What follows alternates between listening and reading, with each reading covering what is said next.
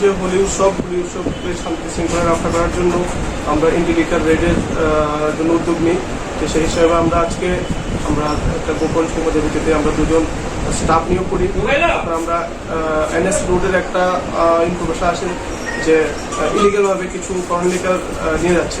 তো তখন আমরা আমাদের স্টাফ ওই একটা ইলিগাল যে ক্যারিং করছে ওকে আমরা আইডেন্টিফাই করতে সক্ষম হই। আমাদের স্টাফ সেটাকে রিটার্ন করে এবং আমরা চেকিংয়ে আমরা প্রায় 70 থেকে 80,000 টাকার আমরা বিমত আমরা উদ্ধার করি এবং একজন লোককে অ্যারেস্ট করি, যার নাম রাজেশ রায়।